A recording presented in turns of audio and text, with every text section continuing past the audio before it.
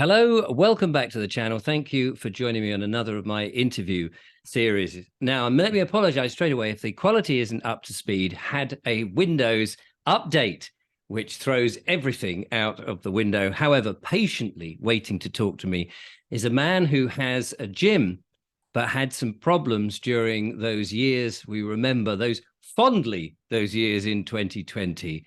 It's Eddy. Hello, Eddy.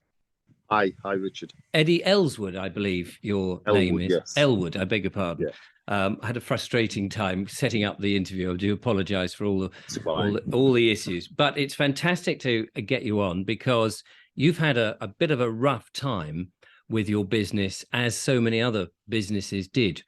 Could you tell us first of all, what your business is, and then outline some of the issues? My business is a gymnasium. I've spent all my life in gymnasiums in one form or another. I've been a boxer, bodybuilder, strongman. I've done lots of sports at the highest level. And during lockdown one, 6 weeks into lockdown one, I lost a gym member to suicide, and it hit hard. I just thought, he needed the. Was that from depression or being alone or being? He was an ex-army guy.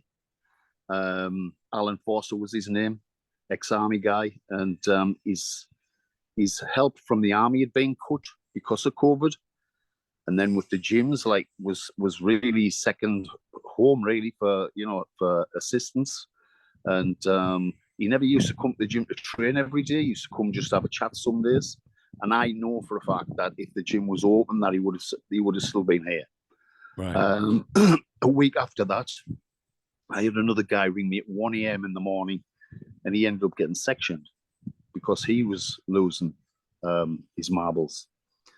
And I thought, this is not right. It's just not right. And I was thinking, not one person do I know has died of COVID yet. I've had two people close to me that have. One's committed suicide, the other one was on the verge, and also it was a theme around the country within gyms. People were getting in touch with me and saying such and such has committed suicide, such and such has committed suicide. So the mental health aspect of the whole thing was growing. I started looking at the Office of National Statistics for age groups who were dying, and obviously it was highlighted straight away from lockdown one. Where we were locked down with theorized data, but after lockdown one, we now had real data. So why didn't we look at that real data? And the majority of people that were dying were over 80. 20.5% of all deaths was over 90, and that was highlighted on the Office of National Statistics. Under 40s was negligible. Yeah. And I'd done an average age check of people who were coming in my gym that was 33.4. So it was a low end of the scale, and these were healthy people. Healthy people weren't dying. Most people were dying with other conditions. So I started protesting outdoors. Well, it was more of a help group, really, getting people together and talking with each other, just reassuring each other. And the first time I gathered a group outdoors, I went online to find out how to protest first. Because we were seeing a disproportional manner of the police in the way they attacked peaceful protests against lockdowns, but were kneeling for peaceful protests against racism. And I just thought, this is not right either. So how are they getting away with it, where people who are singing Kumbaya or marching down the road with their freedom banners are getting beat upon with batons?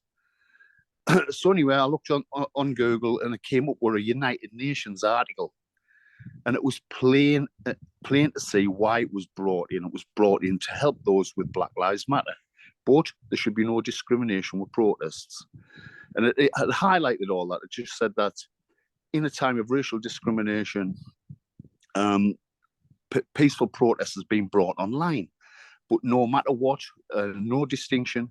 Everybody has the right to protest, be it indoors, outdoors, or online. So, and it finished, the article finished, it also went on to say people could cover their faces, wear masks or hoods, and police couldn't collect personal data off them. I thought, well, I can use that. And it also finished the article with, and COVID-19 cannot be used as an excuse to clamp down on fundamental freedoms. I thought, well, that's it. Bingo, I've got my golden nugget. I'm going to laminate that, put it in my pocket, and they're not going to be able to stop us. So the first meetup I had, there was 13 people met up at a local country park called Harrington Park. And I made it, this meeting park in Harrington, I made it there because it was central for all areas that I was close to, and they all could meet there. So the first week we all met up and we all thought, this is garbage, what's going on? You know, people are dying other than with COVID, and the young are getting affected with mental health issues. And so I thought, well, I'm going to make it bigger next week. So I'll start posting bigger things on social media. At this time, I was green, really. I knew nothing about protesting or anything like that. I just thought it was, you know, we needed to open people's eyes to what was going on. So the following week, I put a big post on Facebook to say, I've got a meeting at Harrington Park. This is what time it is. It'll be on Sunday morning at 11 o'clock. Anybody welcome to join, you know. So I got a phone call on the Saturday evening, of a girl up in Northumberland, and she said, Eddie, I've got the police at my door. I said, and what are they doing there? She says, they want to know what you protesting or your group's all about. I said, and they want to talk to you. That's what she said. They want to be able to talk to you. Will you talk to them? I said, no, I'm not doing nothing wrong. Tell them if they're concerned to get my local police, because I live miles away, get my local police to come knock on my door. You know what I mean? If they want to talk. Anyway, she says, the police woman was obviously not happy, and she said, could she talk to the chief later? So this woman who had rang me was going to talk to her chief later. And I said, yeah, just and relay what comes back.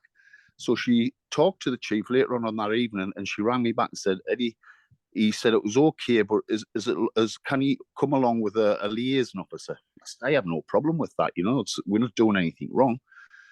So I knew a few big bodybuilders as well as, you know, young men who were getting a big anti, you know, towards what was going on, and they didn't want the police involved. But I rang them and I said, listen, the police are apparently going to turn up tomorrow, so please be on your best behaviour. Don't let them see that we're aggressive or anything like that. You know, let's show them that we're peaceful.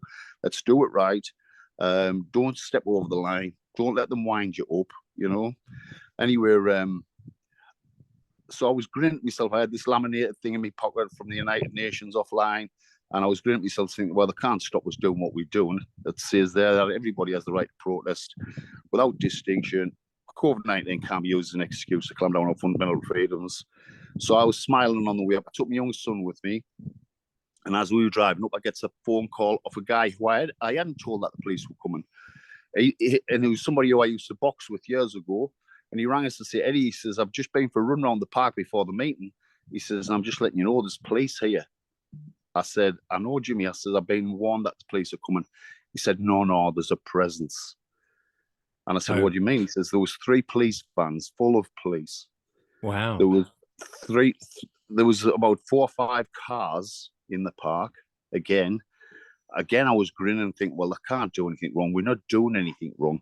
But the rule had just come in about 6, no more than 6 could gather in a group. But where we were gathering was a grass amphitheatre. So people could more than space themselves out. Anyway, I drive through the police. I get to where we're meeting, and I park's right next to the chief because there was nowhere else to park. I got out of the car, and the chief said, Mr. Ellwood, wearing a mask. He was wearing a mask with these liaison officers. I said, yes. He says, I'm here to tell you, if you're here to gather in groups of more than 6 today, I'm going to arrest you. I said, I've got a piece of paper. He says that I've got every right to protest, and COVID-19 can't be used as an excuse. He said, don't give a what you got. I said, well, that's a bit ignorant. Anyway, I said, can I gather in groups of more than 6 separately in pods? He says, no, that would be classed as a gathering, and I will arrest you. And I'd only just bought myself a megaphone, so I said, can I go and get my megaphone out of the car? He says, yes. I can't stop you using a megaphone. So I went and got the megaphone, started marching around the park, shouting, these police here, the very same police who probably kneel for Black Lives Matter, are telling me that we can't protest in more than groups of 6, and if I do, I'm going to be arrested. And I got down on one knee when I'm seeing it. And this is just a disproportionality of the protest, and nothing against BLM. This is just to show the disproportionality. Anyway, I could see him seething below his mask, standing at the gate. And I thought, I'm going to go over and hold the olive branch out and say, you know, I'm sorry for what I'm doing, but you're pushing me to this, you know. Anyway, I walked over to him and I said, listen, I said, this is not me. I'm not this type of man. I said, so, you know, I said, what's the crack? He says, well, I'll give you one bit of information. You need to be a political party to be able to protest. This is what he said to me. I now know it's not true, but at the time I was green as grass. And you need to give us 6 days notice before you protest. And I now know that's not true either, because it's only for people who's doing marches so they can clear roads, etc. Yes. So I went home. That was on the Sunday evening. And on that Sunday evening, I registered to become a political party. And I called it MAD. And the MAD initials were Make a Difference. And because it was a mad time.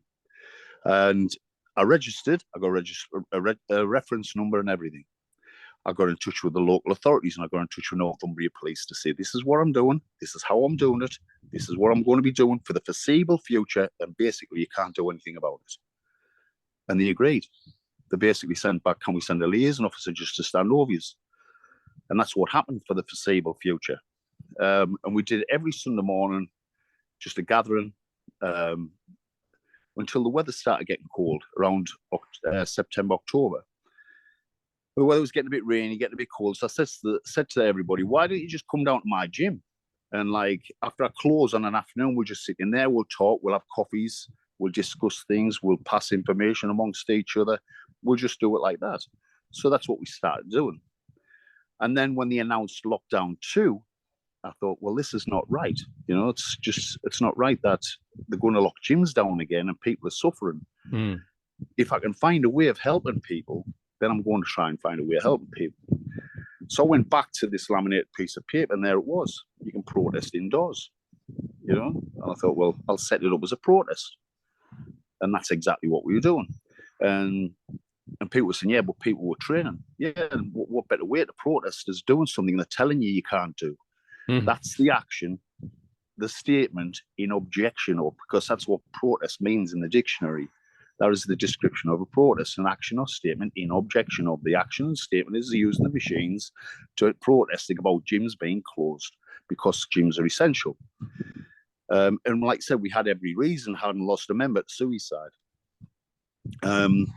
Lockdown, the very next, I put this all online. I got a warning letter off the local authorities, which I sent back because they were telling us to close me business, but my business was not open. I had signs across the premises to say, this business is not open, clear signs. We are only open to peaceful protest. Any other business, telephone this number so I could go outside because it's a private property. I own it. And I wasn't doing anything wrong as far as I wasn't coercing people. I wasn't instructing people to come. I said, and I also put down on there that there was a £10,000 fine for trespassers. Because I knew that the police were going around the country trying to forcefully give fines, and I just wanted to be able to give them one back if they trespassed. And that's all it was. It was just going to be a bit of a ping pong thing, you know, if they did come with fines. They never ever once came with a fine. Not once did I get a fixed penalty notice. So I thought, I'm doing something right here. Obviously, they've got, you know, the wary of the human rights aspect of it.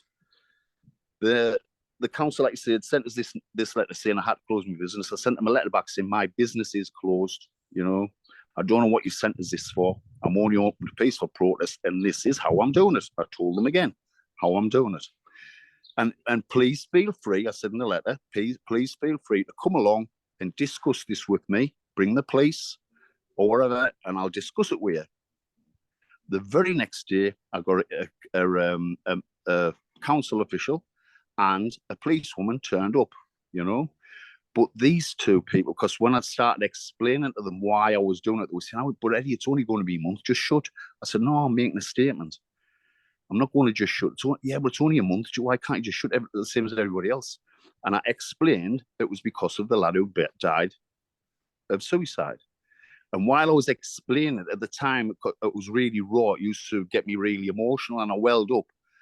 And both of them welled up at the same time. They realised they were human and they could see the emotion I had. And they said, Eddie, stop it, please. You're setting us off. I said, but now you can see the passion behind it and why I'm doing this. And they agreed more or less to leave me alone for the month. And I've got the emails of the policewoman, and I've got the email I sent back to the council saying, thank you for being a breath of fresh air. Thank you for understanding. So they left me alone for lockdown 2. I opened up after lockdown 2, and then the threat of lockdown 3 came in. And I thought, I'm doing the same again. So I started doing the same again because I thought, well, if they let us do it in lockdown 2, they've said president already. So lockdown 2 came again, no fixed penalty notices, nothing. And then they came with a closure notice under the guise of an antisocial behaviour order. There was nothing antisocial about what I was doing. No. Not 1 ounce of antisocial behaviour was happening. I also bought myself a body cam because I knew I would need it to protect myself.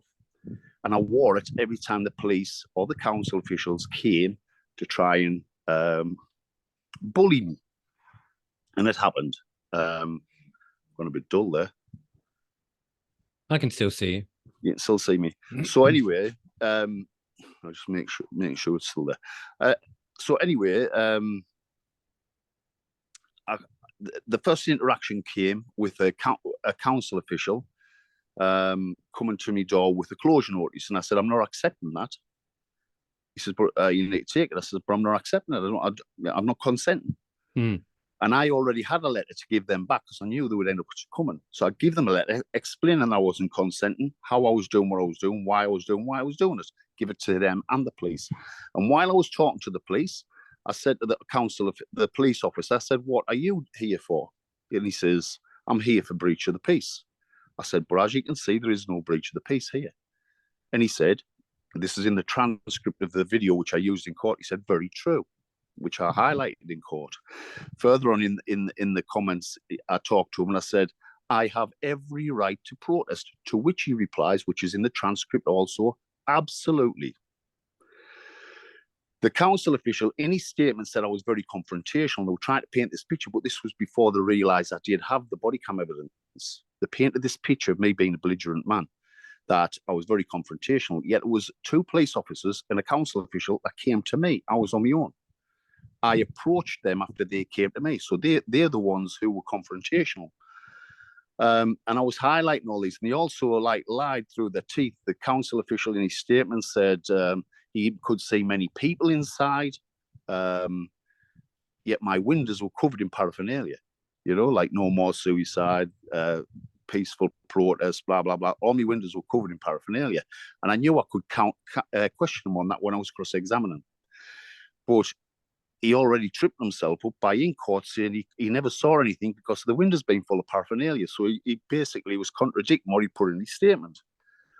I cross-examined 3 police statements and I made them all liars. Blatant liars. One police officer came to me premises on the 2nd of February 2021. And he wrote his statement 2 days later, so it should have been very clear and precise. In his statement, he said he'd stepped in my building. He was in my building a meter before I told him to leave. And when I told him to leave, I came outside with him and talked to him. This is all on my body cam evidence. And then I knew I'd be able to trip. So I also did, when I went to court, I did a freedom of information request of all the police incidents. And there was 11 police incidents at my premise involving over 50 officers or 50 police numbers. And I knew I'd be able to, I looked for this policeman's statement in the statements because they were all redacted, had all the names, but I matched the names and the collar numbers up with the freedom of information blocked out numbers. I matched them up and I didn't find a one for the date he was saying he came. So I was wondering why there wasn't one there, but I went through all the statements and there was a one from November 2020. So he had been to my premise twice. In his statement, he said that he hadn't read the notices, he didn't see the notices, and because I'd said he'd entered my premise without warrant or invite. In court, he said he didn't see them notices. He hadn't. So I tripped him up in court by saying, PC Priestman, you crossed the barrier saying no trespass. Why did you cross that barrier? I didn't see it. I said you had to duck to go under it. And then you entered without warrant or invite. It was open to the public. I said, I explained to you it wasn't open to the public. It was a peaceful protest. It wasn't a business. And he says, I said, Mr. Priestman, I said, was that the first time you've been to my premises? He said, yes. I says, can I take the freedom of information request I done as evidence? I've got, and it was like I had 600 pages of evidence. I took him to the page. I says, that's your number there, isn't it? 2605. He said, yes. I says, that's from early November 2020. I said, you said you hadn't been to my premise before 2nd of February. He said, I forgot about that. Totally lying. So he knew that he had been to my premises because in this incident report he'd done on November 2020, he'd explained the notices in the window, he'd explained the barriers, he'd explained what we were doing in his report because he was down as reporting officer and an officer in charge.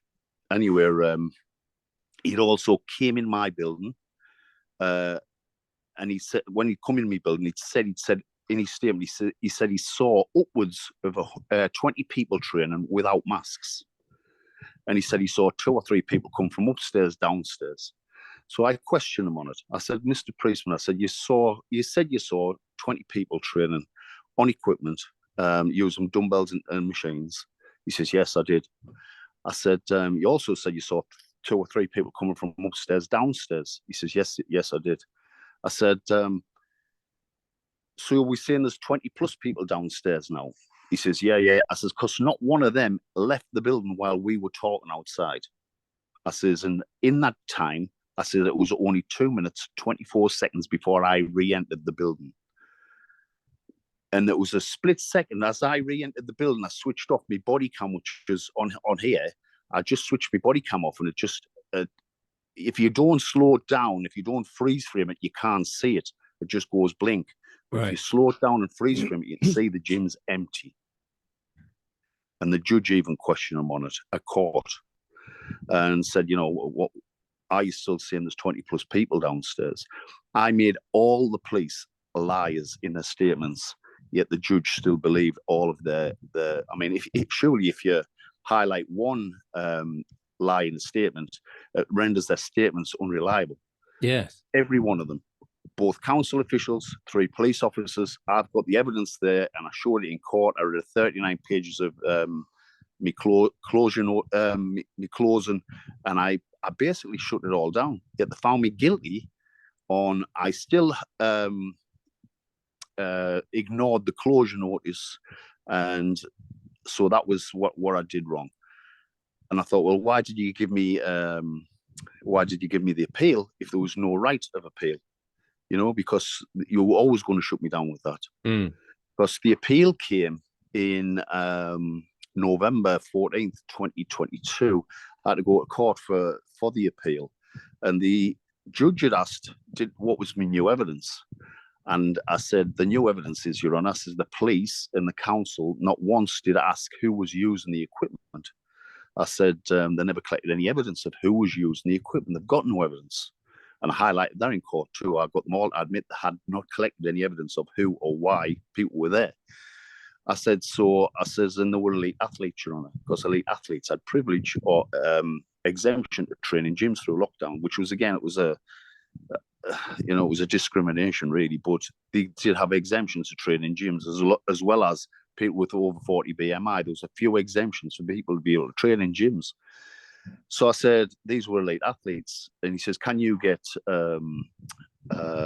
witness statements to that effect? I said, yes, of course you can, Your Honour. And he had asked if I could do it within a month, which I did. And at that time, the prosecution barrister turned around to me and said, but Mr. Ellwood, he said, they have to be elite athletes, not just people who train in gyms. And I turned around to him, and I've never used myself in this whole court case up until that time. And I said, Mr. Holland, I said, there's nobody more professional than myself. I've won 5 Mr. Universe titles. I've won 3 England's Strongest Man titles. I've been to World's Strongest Man. I've been to numerous international strongman competitions. I'm the current vice chairman of NABA UK, and I'm the world president. And I saw a change in his energy that day, and I had to provide all that as witness evidence, which I did. And they didn't even cross-examine it. They didn't even cross-examine it. The only evidence that the council, the actual council official, collected the evidence, he served the closure notice to an elite athlete. In his statement, he refers to serving the closure notice. Sorry, 2 seconds. Oh, I don't know. He said in his statement, he said to his closure. In his statement, he said, "I served the closure notice to a man who identified himself as Mr. Ellwood's son.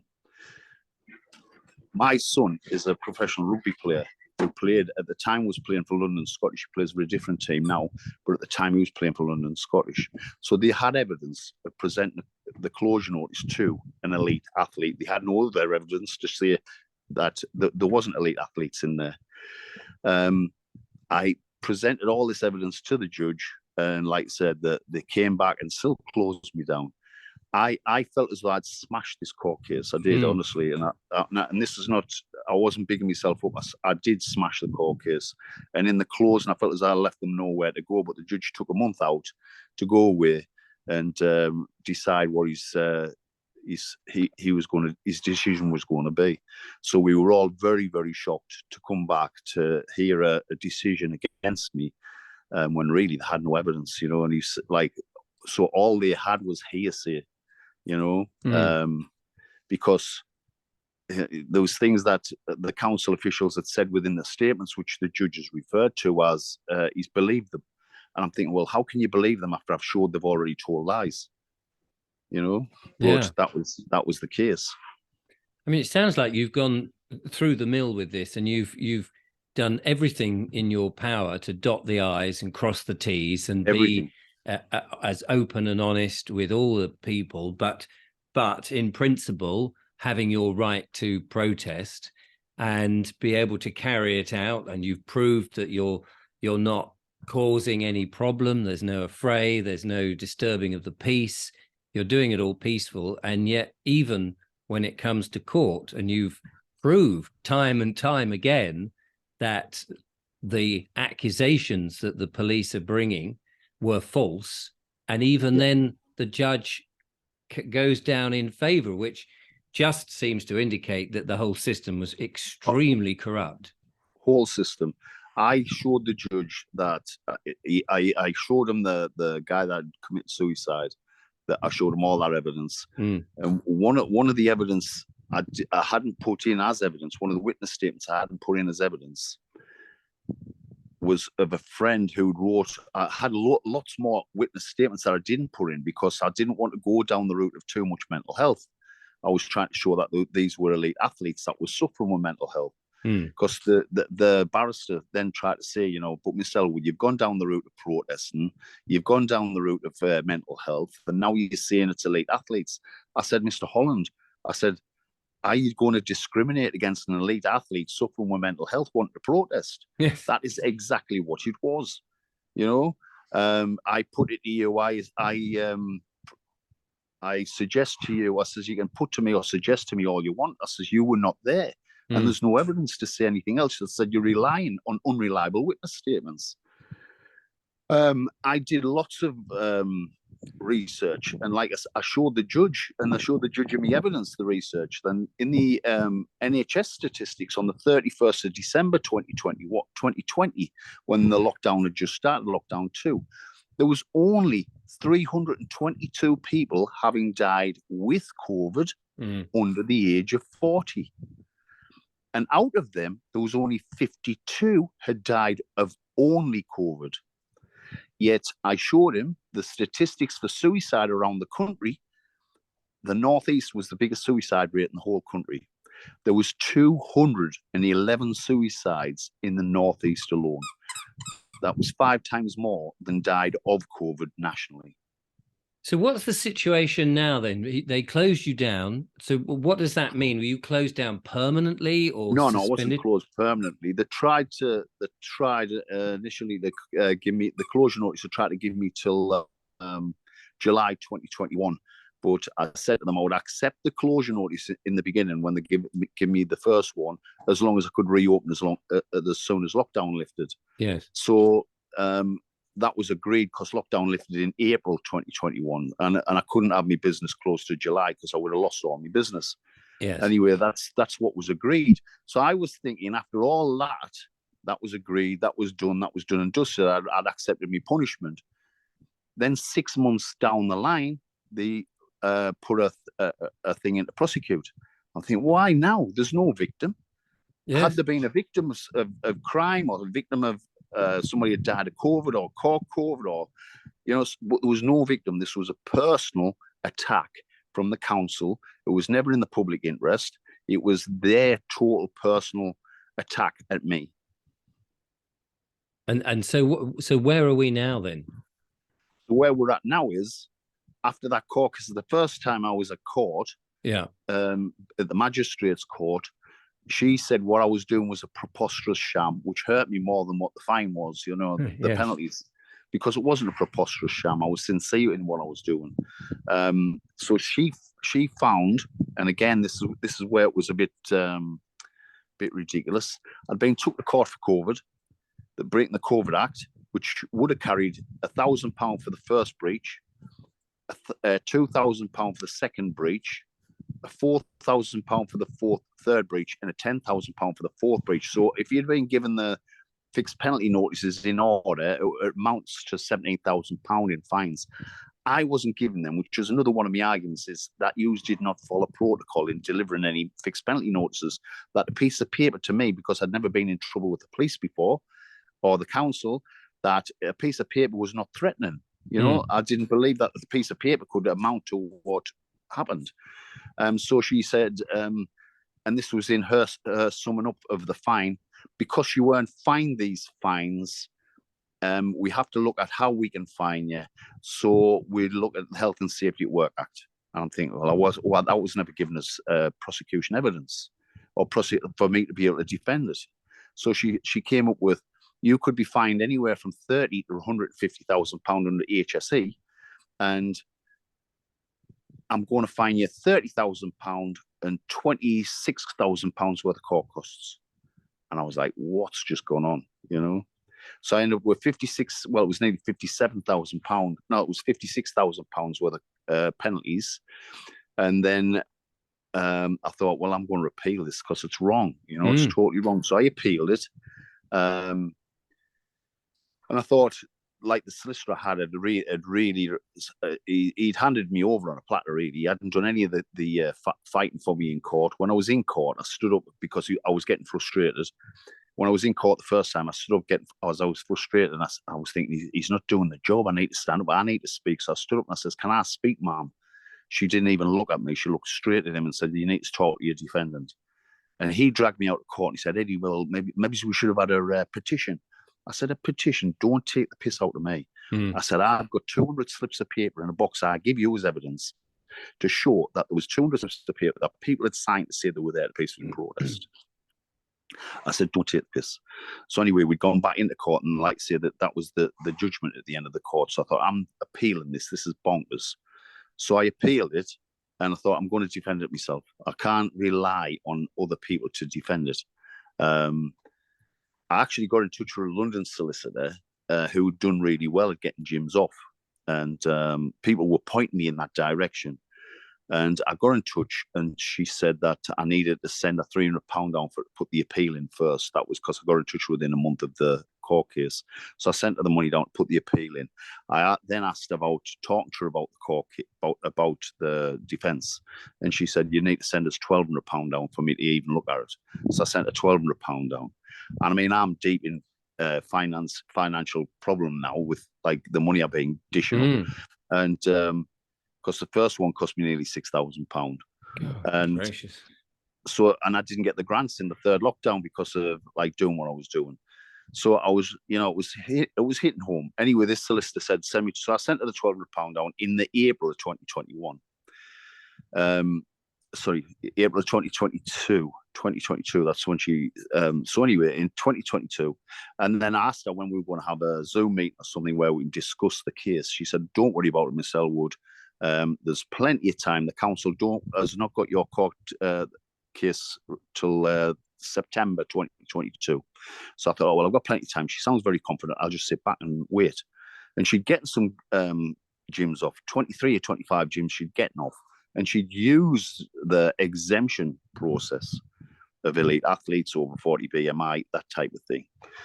Anyway, I kept trying, not trying to bully, I was just forcefully asking when we were going to have a Zoom meeting, getting the same excuse each time. Don't worry about it. We were we'll sort it. We'll talk maybe it's July.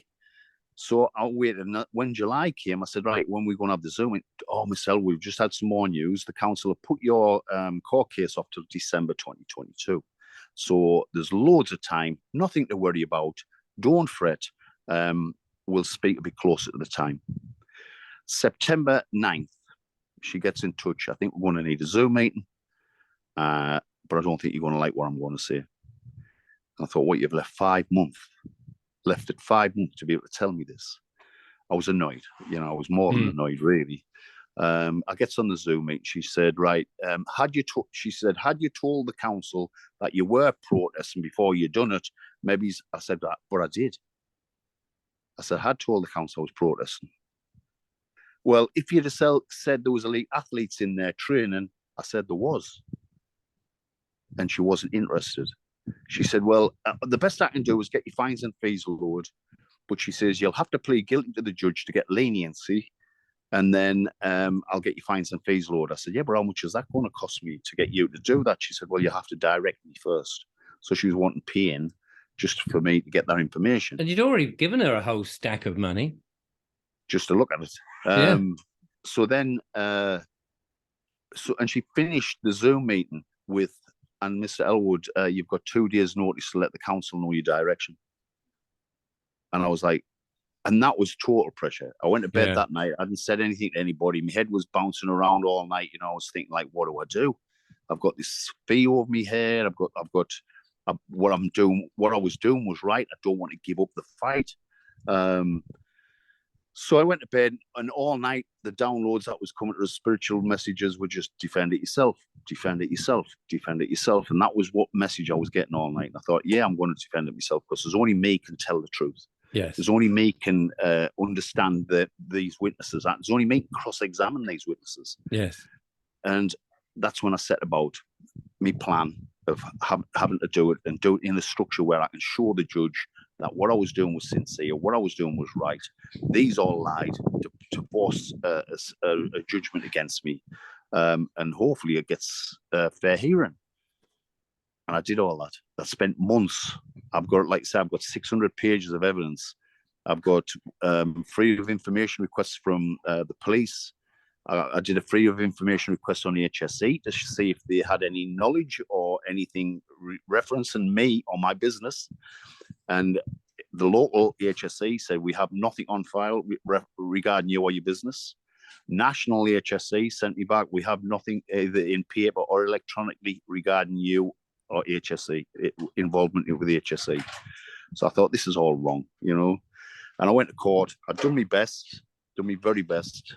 And I thought I'd shut it right down. I thought, I've done this, I've done it real good justice. And then, like, say, the judge starts reading that out, and I'm just thinking, like, was he at the same trial? Had I had a jury, it would have been thrown out. Yes. And so so they went against you again. Yeah. And presumably a massive, great fine. Well, I've got another £31,000 of court costs on top of that. Gosh. And now I'm just getting enforcement letters through that they want them paying by, well, it was supposed to be paid by the 13th of June. £87,000 worth of penalties to be paid by the 13th of June.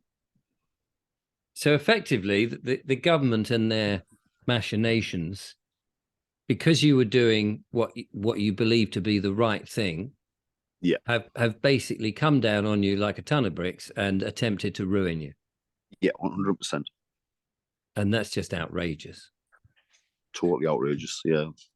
And like I tried to show, I actually did I put two Matt Hancock's television scenes where he was on I'm a Celebrity saying the regulations were nothing but guidance, they were not law. I put that on a memory stick. The one on his Good Morning Breakfast where he said it wasn't law, it was only guidance. I put that on a memory stick.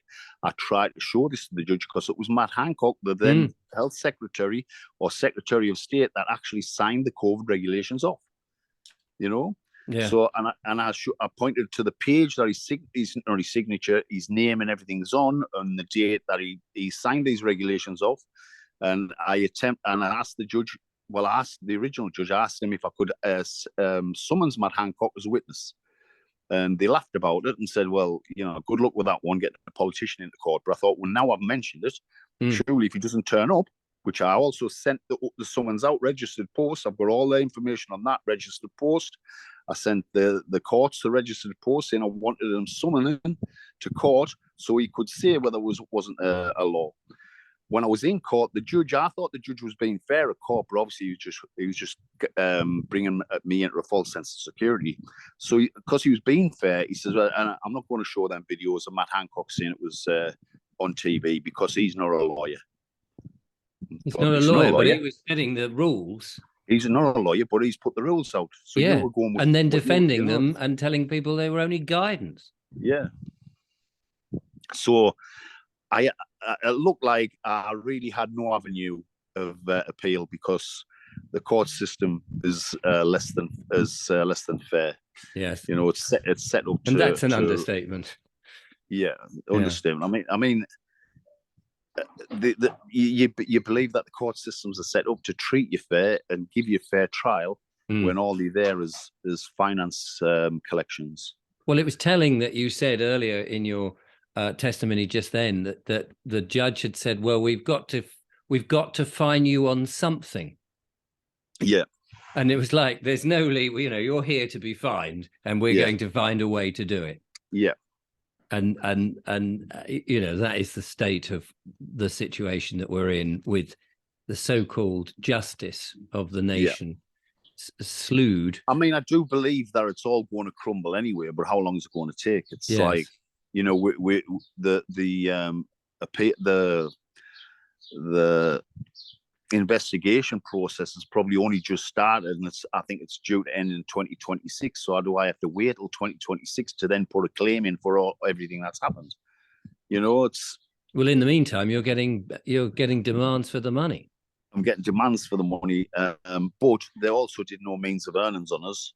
So they illegally implemented a fine that I had no means to be able to pay, because a fine should only be proportional to what you can afford to pay. Right. And that was never done. So if they shut you down and then asking for money, you go, well, I've got no earnings now. Exactly. Well, it wasn't the point of I have no earnings. My earnings show that I can't afford to pay that fine. Yes. And like, just because I'm a businessman doesn't say that I'm earning. No. You've seen the way business has gone in the last few years. I'm keeping people in employment, but I'm not earning money myself. Yes, I've got buildings, but I'm not earning money myself. So I don't know. I've got to put that in, because there is a section on the form for the penalties to say, if you can't afford to pay, ring this number. Every time I've tried to ring it, it keeps going, our lines are busy at the moment. Yes. Please text message or send an email for a call back. I've done that and I haven't had the call back yet. So, but I've got that as evidence. Yes. So I don't know what the next step is. I would like to think I could appeal to a higher court, the High Court, which is more under common law, and get a fair trial, but I can't take that risk. No. Well, there's a lot of the sovereign people who I've interviewed, and hopefully somebody somewhere will be watching, thinking, actually, this is what you need to do. I mean, I can't guarantee that, of course. Yes, but hopefully somebody will have some additional advice or suggestions that you can follow, because otherwise you're now just stuck with these demands, presumably, and having to try and stave off as much as you can in the hope that the final investigations to this whole debacle makes and renders all these cases like they have with the people who were out walking and all those fines that they initially did, make them null and void, because really and truly this should be a null and void situation. I mean, I asked this of the judge, I asked this of the prosecution, provide me with a victim. Where's the victim of crime? You know, what have I done wrong? And they couldn't provide anything. They've invented something to prosecute me for. Yes. You know, so it's a sad state of affairs, and yes, we do need a new system. It's long overdue a change, and I don't know how that change comes about. But if none of us fight against it, like people used to say, well, you can't fight against it, and you can't fight the system, you can't beat the system. I believed I could beat the system because I was being true, and I was thinking, like, surely they've got to see that I'm being true and I'm sincere and that I've done everything right and I haven't put anybody at risk. In fact, I've tried to save people from risk of other things. Well, it seems to me, and I've been saying a lot of this in my monologues and things, that if the justice system is not working for the people, which is what it's supposed to be, and is really just there as a corporation, as we know they are, purely to extract money without care or favor, as it were, and not listen to the evidence, or listen to the evidence and then still decide to penalize those people who've been doing the best, then the whole thing needs a root and branch change, right? Because to be found guilty, they have to find beyond reasonable doubt. Yes. And I've given them all the doubt there in every witness. You know, that every one of them, the 2 council officials and the 3 police officers, whether it was a small lie or a big lie, one of the police officers had wrote in his statement, this is his first statement, in his statement, I met Mr. Ellwood to the steps of his premises. I said, Mr. Thorpe, I said, you in your statement said you met me to the steps of my premises. He said, yes. I said, there are no steps on my premises, it's a ramp. You know, and that was his initial opening to my statement. Right. You know, it's just like you blew it open all the way through. You made that extremely clear, and they've just completely gone against another one. it. So the other police woman who'd been sent, she came on her own. This was just a week before I got shut down, and I knew she'd been sent. I just had a good feeling she'd been sent to wind me up, being a female police officer. You know, thinking that the big lad will get angry when the police woman turns up, and I saw somebody had said, there's a policewoman outside in the car. So I went outside, I went under me notice, and I actually continued towards her. I says, can I help you? Yeah, you're breaking the law. I said, I'm not breaking the law. I'm having a peaceful protest. And she says, and she was telling us to get back. I says, get back. She was just putting a mask on. She said, get back. I said, this is my car park. Yes. You know? I said, so anyway, she continued to try and harass me for a fine. I need your details. I said, I don't have to give you my details. She says, well, you're breaking code. I want your details. I'm going to fine you. I says, you're not like. I says, and you cross that barrier and I'll fine you. I just played back with her. Anyway, in her statement, she said, I told Mr. Ellwood to close his business and tell everybody to leave, in her statement. And again, I've got all the video recording. And those transcripts agreed by the prosecution of all the wording that was spoken on the video recording. So there's a transcript of the voice overs. So anyway, I said, you finished your statement by saying, I once again told Mr. Ellwood to close his gym and tell everybody to leave. And because he didn't do so, he had a complete disregard for COVID and a complete disrespect for the police. Yes, she says, yes, I did. I said, can I take a page, whatever it was in the evidence? So she goes to it. I says, that's the transcript from the video recording that I provided as evidence. She went, well, yeah. I says, can you read that and tell me where in there you told me to close my gym and tell everybody to leave? She says, I did. I said, read the transcript. And she I knew it find wasn't it. There. Yeah. And the judge, her and the judge, right? But she's making me out to be a belligerent man on this statement. So she finished, and I was like waiting for her to finish, and I knew she didn't know what to say. So I said, well, I thought I did. You know, like, yeah, I thought I did. That's very professional. Yeah, and these are the police statements that I'm unraveling. Yeah. And like, how can the judge rely on their statements after I'm revealing all this? Absolutely. I mean, it's a fragrant breach of of the rules and the whole thing. I'm going to have to wrap it up, unfortunately. But but thank you so much for sharing the story. If anybody's got anything that they can help you with, I will obviously put them in touch with you. But that, you know, it's interesting because I'm sure there are many other people who've gone through not the same but similar perhaps effects with the police or the council or other people putting pressure on and lying and maybe taking them to court. And these things need to be aired to show that through that period, it was a very corrupt time. People were not really following the rules. I think most of them were making it up as they went along and thought that they got a bit power mad.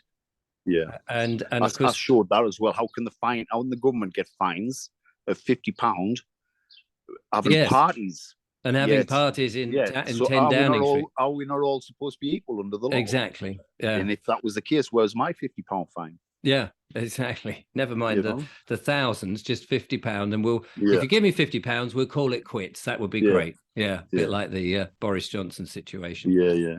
Eddie, thank you so much for talking to me and sharing this. I really appreciate it. And hopefully people will get something out of it. And you never know, somebody may have another way. But we've definitely got to bring all this out into the open and show the corruption for what it is, because otherwise we're never going to repair society. Never. No. Brilliant. It's a shame. I really thank you very much anyway for airing my story. It's absolutely my pleasure. There we are, ladies and gentlemen. Sorry about the quality of this recording. A few technical things at the head, but I'll be back again, hopefully, once I've sorted out everything this end with more interviews. But in the meantime, from Eddie and I, a big thanks to Eddie for telling the story. From us, goodbye.